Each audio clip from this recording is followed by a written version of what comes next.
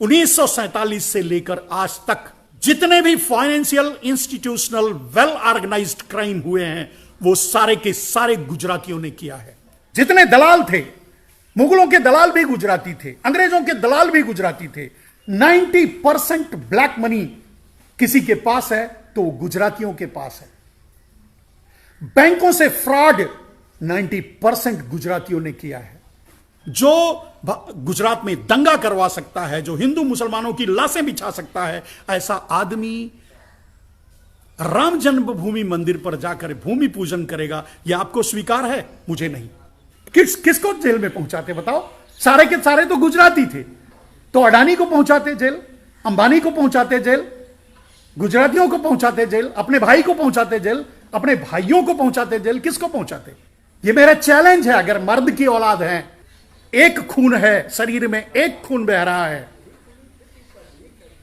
तो आज भी उस काले धन की लिस्ट लेकर के पब्लिक के सामने आए।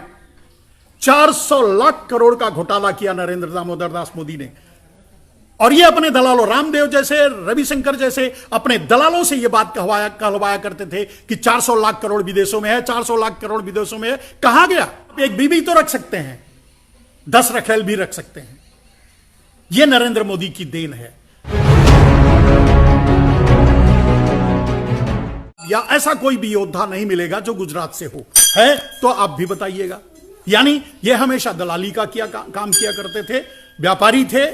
जैसा कि नरेंद्र मोदी ने कहा कि उनके खून में व्यापार है, व्यापारी थे, व्यापार करने बाहर जाया करते थे और लोगों को बुला करके ला करके भारत को गुलाम बनवाया करते थे और बनवाए। अब आगे चलते हैं दोस्तों। जब वहां से आगे बढ़ेंगे तो आपको 1947 के बाद भी आज तक मैंने नहीं देखा, अगर आपने देखा हो तो बताइएगा, आज तक कभी भी किसी भी बॉर्डर से मैंने किसी गुजराती की शहादत की बात नहीं सुनी है। कोई गुजराती किसी बॉर्डर पर शहीद हुआ हो और उसका जनाजा गुजरात जा रहा हो, ऐसा मैंने नहीं देखा। और आप भी वॉच करते होंगे, आपने भी नहीं देखा होगा। यानी आज भी गुजराती दलाली, सिर्फ दलाली करते हैं।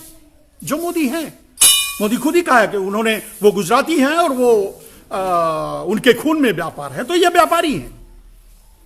ये सिर्फ दलाली कर सकते हैं। व्यापारी दलाली कर सकता है, क्रांति नहीं कर सकता, परिवर्तन नहीं कर सकता, देश नहीं चला सकता। जो आज आप झेल रहे हैं, जिस समस्या से आप जूझ रहे हैं, तो आज तक भी कभी भी किसी भी बॉर्डर से आपने किसी शहीद का जनाजा जाते गुजरात नहीं देखा होगा। यह मेरा मानना है। और आप देख भी रहे हैं, आए दिन हमारे सैनिक शहीद हो रहे हैं, कश्मीर से लेकर कन्याकुमारी से, राम से लेकर रहीम तक। लेकिन उसमें आपको कोई मोदी, कोई शाह, कोई पारेख, कोई मेहता, कोई चौकसी नहीं मिलेगा, आज भी और इतिहास में भी। अब रह गई अंतिम बात, नरेंद्र मोदी के खून में व्यापार है, यह उन्होंने कहा था। अब उसकी बात सुन लो दोस्तों। 1947 से, उसके पहले की बात छोड़ देते हैं, 1947 से लेकर आज तक, 1947 से लेकर आज तक जितने भी financial institutional well organised crime हुए हैं वो सारे के सारे गुजरातियों ने किया है। हर्षद मेहता से लेकर नीरव मोदी तक, मोदी एंड मोदी तक, सबके सब। हर्षद मेहता, केतन पारेख, बड़े से बड़ा कांड, पूरे देश को हिला देने वाला कांड। Financial institutional well organised crime अगर भारत में हुआ है, भारत में किसी ने किया है, तो वो सिर्फ और सिर्फ गुजरातियों ने किया है। यह है मोदी का डीएनए, यह है मोदी के खून के अंदर का व्यापार। और मोदी भी वही कर रहे हैं। आगे आपको उदाहरण के साथ बताऊंगा। तो अब आप बताइए, जितने भी फाइनेंशियल इंस्टीट्यूशनल क्राइम, जितने भी फ्रॉड, जितने भी बैंकिंग फ्रॉड हुए हैं, सबके सब गुजरातियों ने किया है। तो क्या मोदी का डीएनए ऐसा है कि वो राम मंदिर का भूमि पूजन करें? जिस डीएनए ने इस देश को गुलामी दी, जिस डीएनए ने कभी हथियार नहीं उठाया इस देश के लिए, जिस डीएनए ने आज भी देश को बांटने का काम कर रहा है हिंदू और मुसलमानों में, वो डीएनए, उस डीएनए से निकला नरेंद्र दामोदर दास मोदी। भगवान श्री राम जन्मभूमि का भूमि पूजन करेगा, और यह हिंदुओं के लिए स्वीकार है, कि देश के लिए स्वीकार है, आपके लिए स्वीकार है, मैं नहीं जानता। मेरा यह विरोध सारे गुजरातियों से नहीं है। हर जगह अच्छे और बुरे होते हैं, लेकिन जितने बुरे थे, मैंने कहा आजादी से लेकर आज तक जितने बुरे थे वो सब गुजराती थे।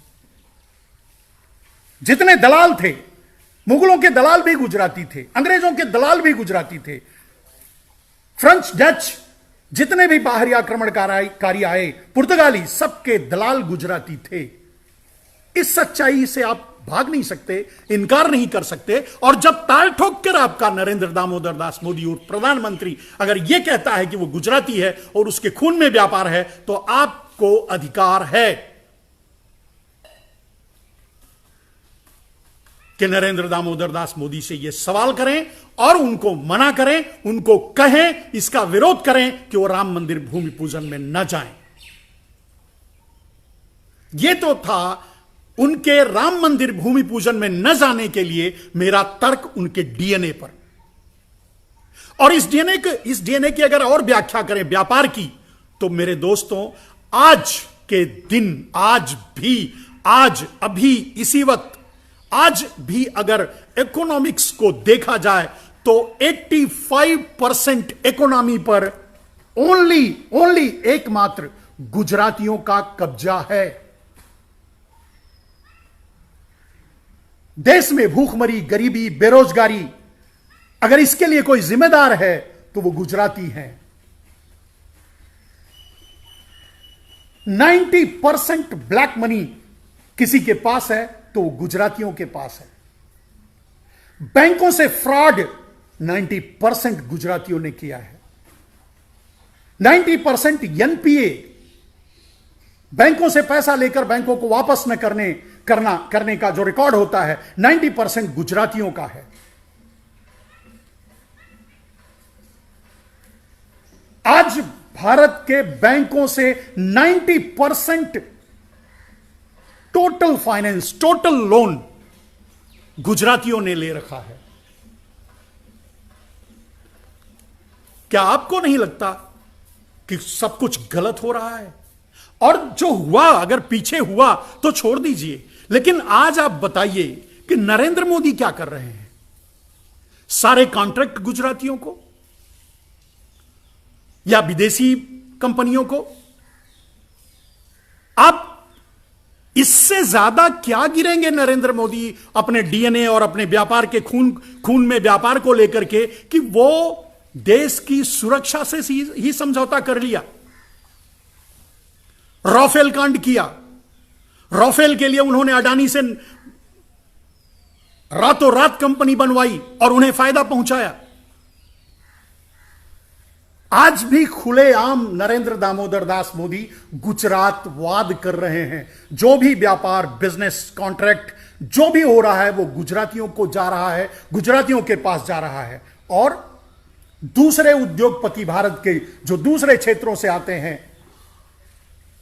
उनको सताया जा रहा है, उनको मिटाया जा रहा है, उन पर ईडी का रेड डाला जा रहा है, उनको सीबीआई से तंग किया जा रहा है, उनके व्यापार को तहस नहस किया जा रहा है। क्या यह राष्ट्रद्रोह नहीं है? क्या यह देशद्रोह नहीं है? चलिए, यह तो हुआ नरेंद्र मोदी के डीएनए और नरेंद्र मोदी के खून के व्यापार को। आज भी नरेंद्र मोदी जितने भी कदम उठाते हैं वो व्यापार से डूबा हुआ होता है। आम आदमी के हित से कोई रिश्ता नहीं होता। इस महामारी में भी उन्होंने 20 लाख करोड़ का ऐलान किया था, लेकिन अगर आपके हाथ में 20 रुपया भी आया हो तो आप जरूर नरेंद्र मोदी का समर्थन करना। आगे बढ़िए।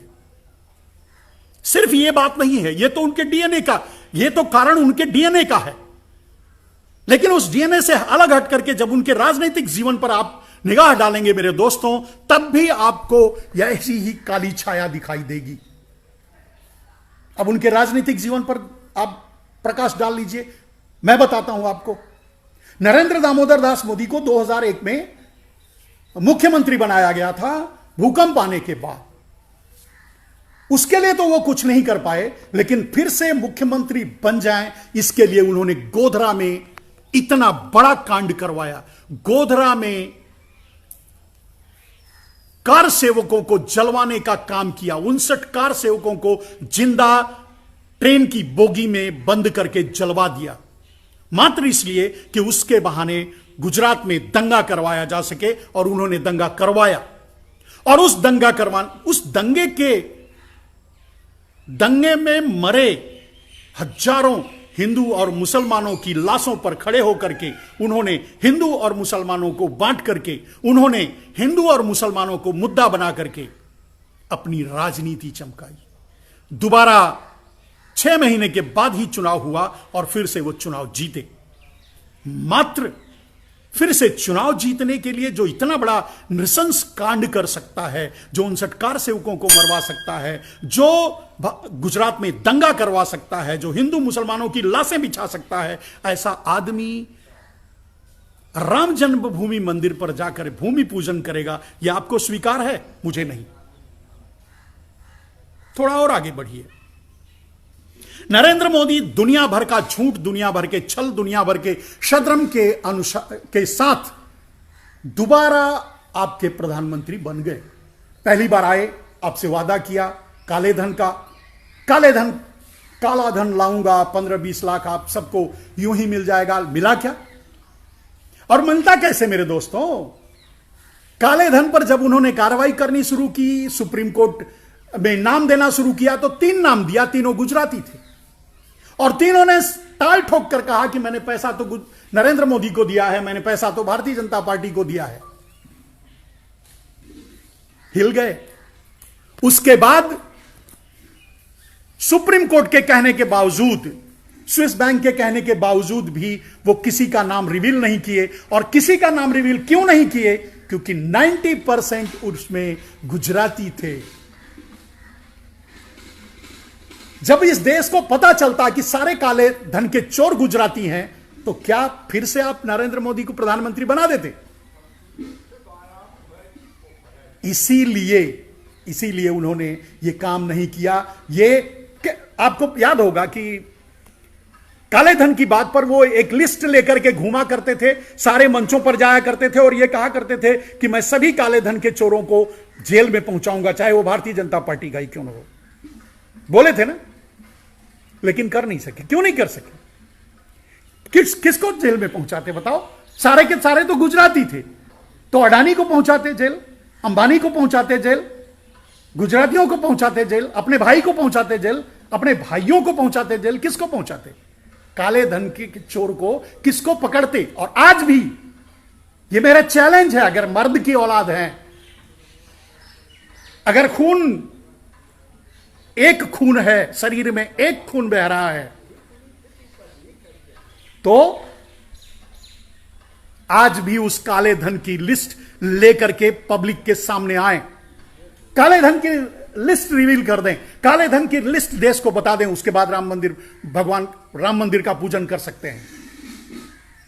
अगर मैं चैलेंज करता हूं, अगर उसमें 90% गुजरातियों के नाम ना निकले तो आप बोलना।